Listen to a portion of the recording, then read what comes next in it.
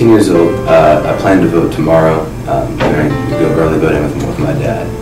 It's my first time voting in a presidential race. I'll remember it no matter which way the election goes. Hopefully I'll always remember it fondly. In late July, she found out that the cancer had come back very strong.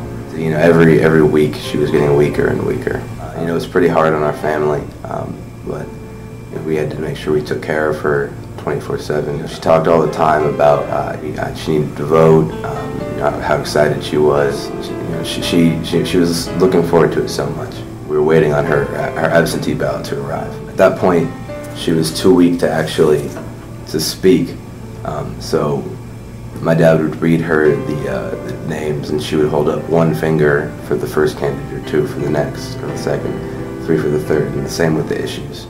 I told my oncologist back in last November that when we were talking prognosis, I said, well, okay, I don't care what you have to do, just make sure I live to vote.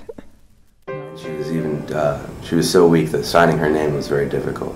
If it had been, one more day, it might have been nearly impossible to get her to finish her ballot. A few short more days, and then she passed away that next Saturday. She was definitely holding on to vote, and she really wanted to be able to watch the election night in She wanted to have an election night party. She even wanted to rent a limo that day and drive people to the polls that couldn't make it themselves. My mom always had a very strong sense of civic duty first, and she always knew the importance of voting and how much people who came before us sacrificed to make sure that she could vote and that I could vote. Throughout my life, I've always known that voting is very important, and it started with her. She would definitely strongly encourage them to vote, no matter who they want to vote for, just based on the principles of civic duty. This is your duty to your country, to your community, to your neighbors.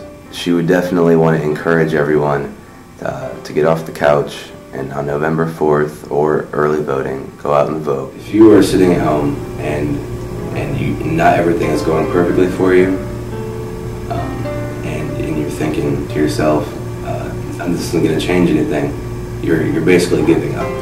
What my mom's story shows is that you should never give up. Even in the darkest times, you should always have that commitment. Please vote, no matter who you vote for. Get out there and do it, either by early voting or on November 4th. And make sure you bring your ID.